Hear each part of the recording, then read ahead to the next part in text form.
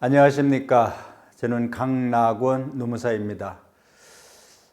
제가 준비한 강의는요, 코로나 상황에서 고용 관련 정부 지원금을 어떻게 활용할 것인지에 대한 정부 지원금 활용하기라는 주제를 가지고 강의를 좀 준비했습니다. 첫 번째로 정부 지원금 활용하기의 어떤 그 서론적, 개론적인 내용으로서 전체 구성이 어떻게 되어 있는지에 대한 내용들을 좀 먼저 살펴보고 들어가도록 하겠습니다.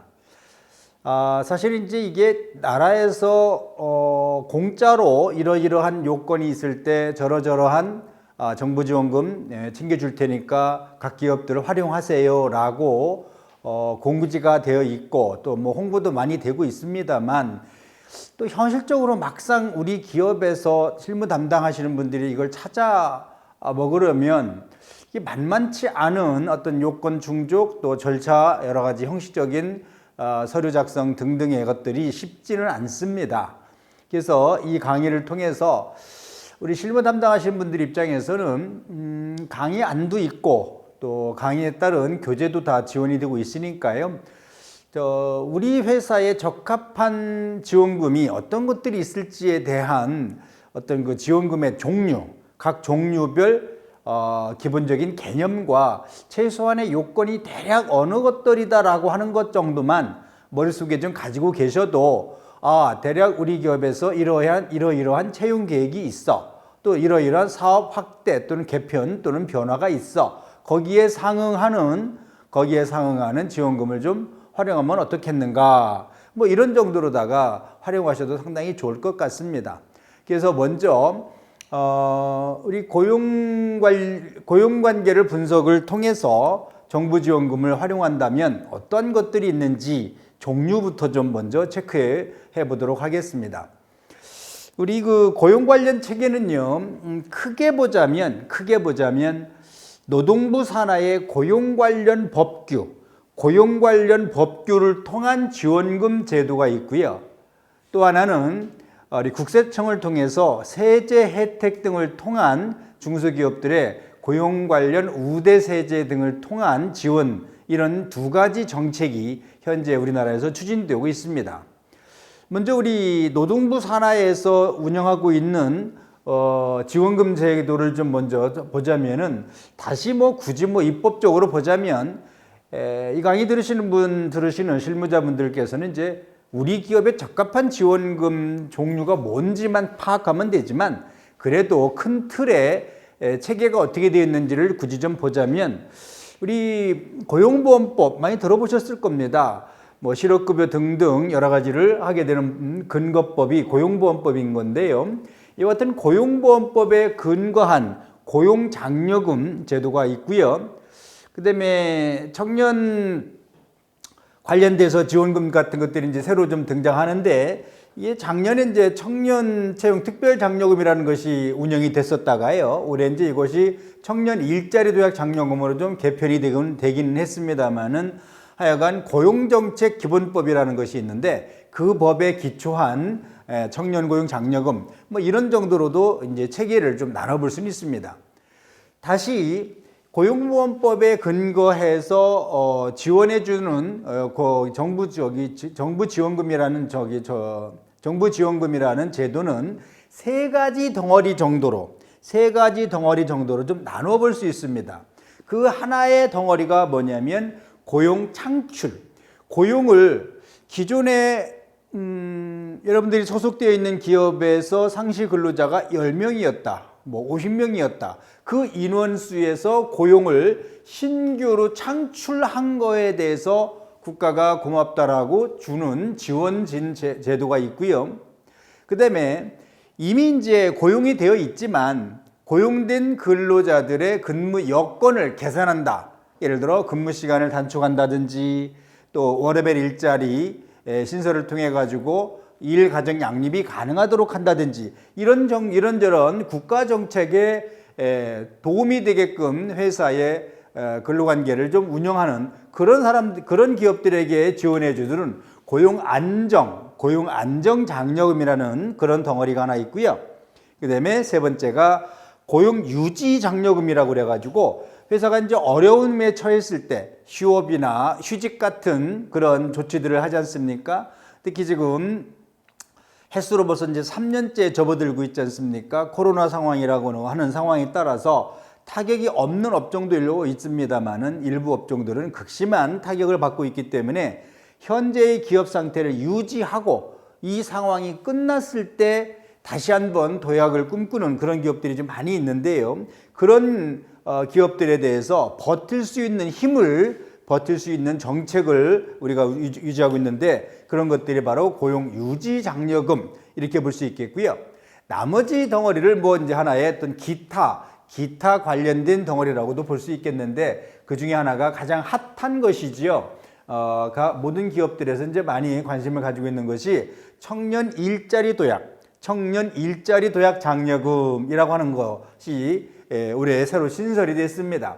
내용은 뭐 거의 비슷합니다. 청년 채용 특별 장려금이나 청년 일자리 도약 장려금이나 하여튼 뭐 청년을 채용했을 때 각 기업에게 좀 더 주겠다, 이렇게 지원금을 주겠다, 뭐 이런 취지에서는 뭐 본질적으로는 같은 내용인데 어떤 그 지원해주게 되는 요건이나 절차 이런 것들이 좀 잘 차이가 있게끔 올해 좀 개편이 됐습니다. 그러면 2022년도 들어서 좀 많이 개편된 것들 중에 하나가 우리가 또 이제 정년이 60세로 확장이 됐지만 그럼에도 아직 저희 대한민국에서 이제 노인이라고 하는 기준이 법령상으로는 현재 65세로 되어 있거든요.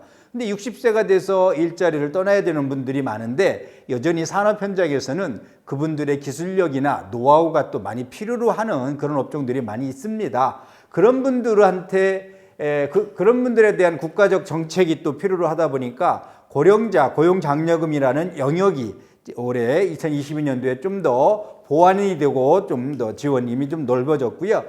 그 다음에 이제 또 하나는 이제 고용 환경 개선 장려금이라고 하는 것들인데 주로 이제 고령자를 채용하는 거에 따라서 그분들의 이동 경로나 작업 환경이나 이런 시설 개선이 필요하다든지 또 장애인 고용을 좀 촉진하기 위해서 장애인분들의 일자리 촉진을 위해서 시설 개선이 필요하다든지 등등의 이 환경 개선이 필요한 경우가 있습니다. 환경 개선이 필요한 거.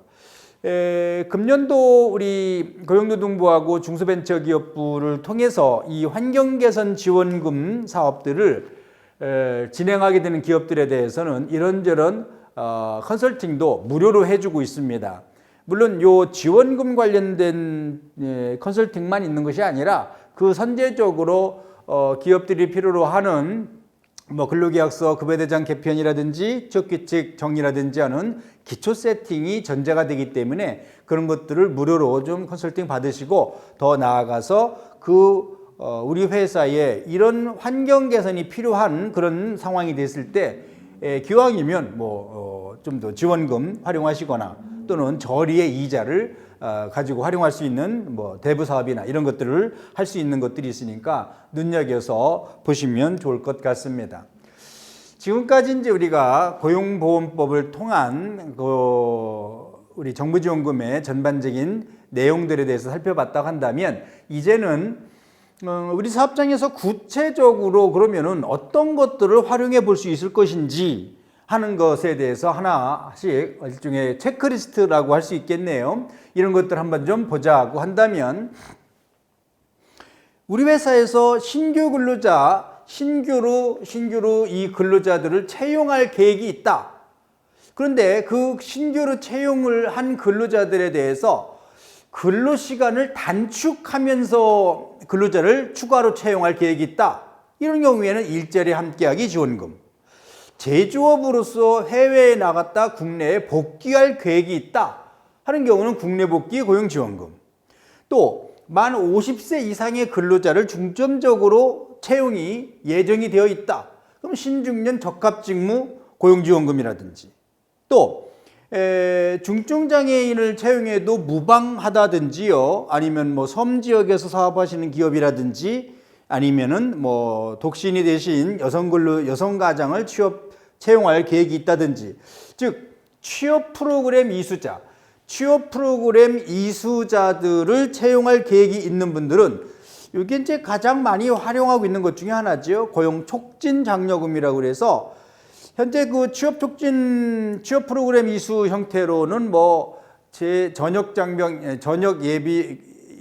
전역을 앞두고 있는 분들이라든지 장애인이라든지 혼자 됐다든지 북한 이탈 주민이라든지 다양하게 많이 있습니다. 나중에 관련된 책자를 통해서 확인하시면 될 것 같고요. 또 청년을 정규직으로 채용한다 그러면 청년 채용 특별 장려금을 활용할 수 있으면 좋겠는데, 이거는 이제 작년도 즉 2021년도 12월 달까지 신청한 기업들에 대해서만 금년도에 사업이 진행되고 있는 것들이고요. 금년도에는 이거죠. 청년을 정규직으로 채용하고자 할 때는 청년 일자리 도약 장려금을 활용하시면 될 것 같다. 그 다음에 중소기업 같은 경우에 이제 청년을 고용해서 장기 근속을 좀 유도하는 것이 또 어떤 거 희망사항이지 않습니까? 그 장기 근속을 유도하려다가 보니까 청년 내일 채용 공제 같은 것들을 활용할 수 있게 안내해주고, 물론 뭐 청년인분들이 이 정도는 다 알아가지고 찾아먹고 있습니다만은 기업에서 편의를 좀 제공해 준다든지, 또 60세 이상 근로자를 채용할 계획이 있는 경우에 고령자 고용지원금, 또 고용위기 지역으로의 사업의 이전, 이건 아주 뭐 좀 특수한 경우입니다만 그런 경우에는 지역고용 촉진 지원금 뭐 이런 것들을 활용해 볼 수 있겠습니다. 또 하나는 이제 뭐냐면 현재 재직하고 있는 근로자들이 안정적으로 오래 근무하기를 원하시는 모든 사업주분들이 이걸 원치 않는 사업주는 아마 없을 겁니다. 모든 사업주분들이 이런 것을 희망하게 되는데, 그분들한테 현재 우리 재직하고 있는 직원들한테 어떤 혜택들을 줄 것인지, 뭐 예를 들어서 출산휴가급여라든지 육아휴직급여라든지 등등 이런 것들은 근로자 개개인의 권리 형식으로 규정이 되어 있기 때문에 그분들이 이미 다 알아서 잘 챙겨 먹고는 있지만, 그래도 만에 하나 잘 모르는 경우 있으면 안내도 좀 해주는데, 이 사업주분들이 이제 많은 오해들을 하십니다. 중소기업에서 출산휴가 들어가고 육아휴직 들어가면 그 빈자리 채우는 것이 참 어려운데, 그런 거에 대한 여러 가지 그 비용적인 것도 많이 늘어나지 않습니까? 그런 것들에 대한 혜택이 없는 거 아니냐, 이런 것들에 대한 오해들도 있는데, 그런 것들이 있지요. 그런 거 있으니까 이강희, 수강하 씨는 실무자분들께서 그런 것들이 있으니 그걸로 보완합시다 하는 정도의 내용으로다가 사업주한테 보고를 하신다면, 사장님한테 보고를 하신다면 얼마나 이뻐하시겠어요. 그래서 예를 들어 육아휴직을 부여한다, 육아기 근로시간 단축을 회사에서 검토한다든지 이런 경우일 때는 역시 육아휴직 지원금, 육아기 근로시간 단축 지원금 이런 거 활용하시면 되겠고, 출산휴가라든지 또 육아기 근로시간 단축 때에 그 빈자리를 다른 누군가를 채용해서 또 일을 할 수밖에 없잖아요. 그럼 다른 누군가를 고용하는 데 따른 대체 인력 지원금 이런 것들도 활용하시면 되겠고, 또 몇 년 전에 많이 좀 핫하게 좀 운영했던 것 중에 하나인데, 요건이 상당히 강화되면서 좀 주춤하고 있는 것 중에 하나가 이 정규직 전환 지원금이라고 하는 것도 있는데요. 이것도 업종에 따라서, 기업의 형편에 따라서, 예를 들어 특수고용 형태 근로자분들이 많은 사업장들이 간혹 있더라고요.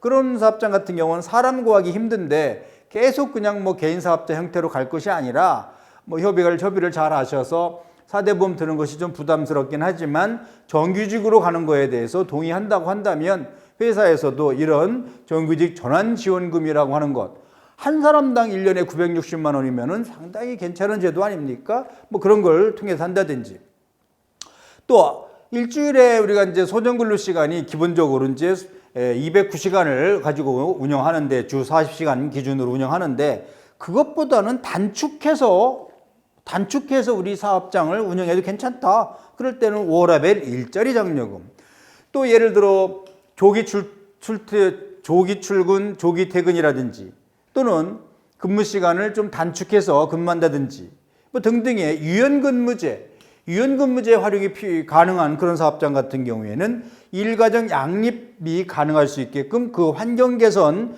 지원금이라든지 그에 따른 지원금을 활용하시면 좋겠고, 또 청년이 계속 근무할 수 있도록 배려해야 되겠다. 나왔습니다만 내일 채용 공제 안내를 해주고 또 정년 이후에 계속 근무할 수 있도록 하는 직원들이 늘어났다. 고령자 고용, 계속 고용 장려금이라든지 뭐 이런 내용들을 갖다가 저희들이 체크를 해볼 수 있습니다. 또 불행하게도 이 강의 들으시는 어느 실무자분이 기업의 사정으로 고용을 유지하는 것이 어렵게 됐다. 기업의 사정이 좀 어렵게 됐다. 그러한 경우에 활용할 수 있는 것이 뭐냐? 유급으로 고용유지지원금을 받는 거 또는 무급으로 고용유지지원금을 받는 거.